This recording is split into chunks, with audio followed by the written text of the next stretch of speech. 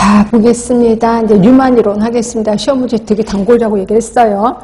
자, 뉴만은 그 기본 구조가 있다라고 표현했어요. 자, 기본 구조는 살아있는 에너지를 갖고 있다. 그러면 우리가 살아있다는 걸 뭘로 측정해요? 바이탈 사인으로 측정하죠. 그래서 바이탈 사인을 측정할 수 있는 기본 구조가 있다 이렇게 표현했어요. 그리고 이 기본 구조 너무너무 중요하기 때문에 딸라 있는 게 아니라 세 개의 막으로 둘러싸여 있다 라고 했거든요.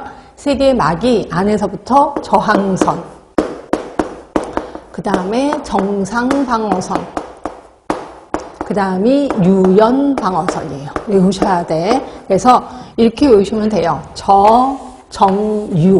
싫어요. 그럼 이렇게 외우세요. 유정조로 외우시든지. 그래서 저정유로 외우시든지 유정조로 외우시든지. 그리고 얘네들이 스트레스를 받으면, 그러니까 스트레스를 받으면 유연방어선이 최대한 막으려고 노력을 한다는 거죠. 근데 유연방어선이 깨졌어? 정상방어선이 최대한 막으려고 노력을 한다는 거예요. 그렇죠?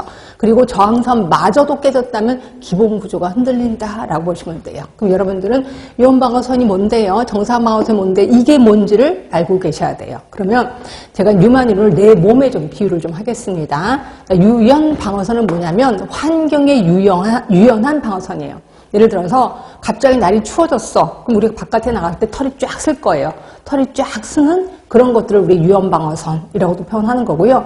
그 조그만 남자애들이 추운 겨울에 소변을 넣잖아요. 그럼 좀 더 소변을 다 놓고 몸을 막 부르르 떨어요. 그 이유는 뭐냐면 36.5도의 따뜻한 소변이 몸으로 빠져나가니까 갑자기 체온이 급하게 떨어지거든요. 그래서 체온을 급하게 올리려고 몸을 막 떠는 거예요. 이런 것들은 모두 유연방어선이라고 하는 거고요.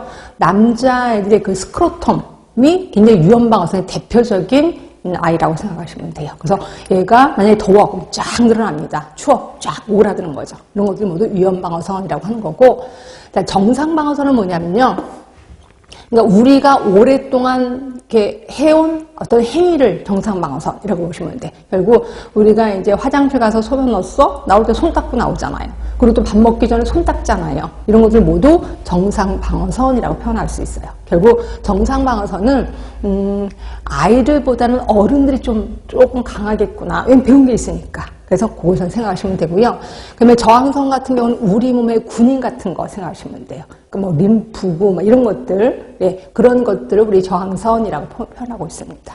자, 그러면 이 혹시 유연방어선이 깨지면, 그러니까 유연방어선을 강화시키는 방법은 뭐예요? 말 그대로 본능에 충실하시면 돼요. 졸릴 때 졸릴 때 자고 배고플 때 먹고 이러면 유연방어선은 빵빵합니다. 근데 우리는 지금 자고 싶어도 공부해야 되고 먹고 싶어도 공부해야 되고 계속 공부만 했을 거예요. 근데 일단 유연방어선이 깨진 지 오래일 거예요. 그렇죠? 정상방어선이라도 잘 유지하도록 노력하셔야 되고, 저항선이 깨지면 우리 몸에 증상이 나타나기 시작합니다. 그래서 대표적으로 림프구가 만약에 외부에서 이렇게 뭐 세균이 들어왔어. 그럼 림프구가 막 이렇게 흥분하고 염증이 생기잖아요.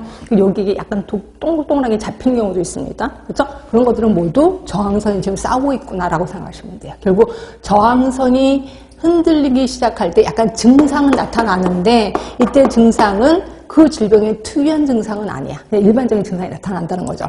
여튼 요게 깨지고 기본 구조가 흔들리면 제가 일단 바이탈 사인이 흔들릴 거다. 뭐 혈압이 쫙 올라가고, 그다음에 뭐 열도 쫙 올라가고 맥박이 뚝 떨어지고 뭐 이럴 거다라고 본다는 거죠. 결국 뉴만은 뭐라 그랬냐면, 기본 구조가 흔들리면 이때는 병원에 가서 재구성을 해야 된다라고 표현을 한 거예요. 그렇죠? 그러면서 이제 뉴만은 뭐라 그랬냐면요. 요 자극을 줄이거나 유연방어선을 확장시키거나 정상방어선을 강화시키는 요거를 1차 예방이라고 했어요. 1차 예방. 그리고 저항선을 강화하는 거를 2차 예방이라고 했고요. 기본 구조의 재구성을 3차 예방이라고 했습니다.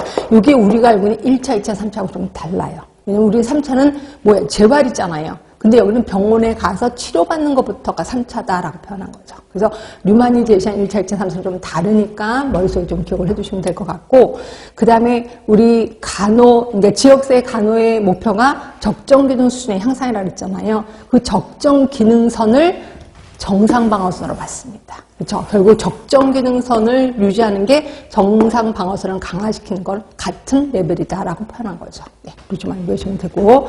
자, 그럼 보도록 할게요. 뭘 볼 거냐면, 자, 275쪽에, 그림부터 보자. 자, 그림 보시면 맨 가운데 동그라미 가운데 있을 거예요. 기본 구조 있습니다. 에너지를 갖고 있어요. 아까 혹시 기억나시나? 내게 필요한 에너지, 네겐트로피. 요 에너지를 갖고 있고, 요 기본 구조를 둘러싼 저항선, 정상방어선, 유연방어선. 눈에 보이실 거예요. 자,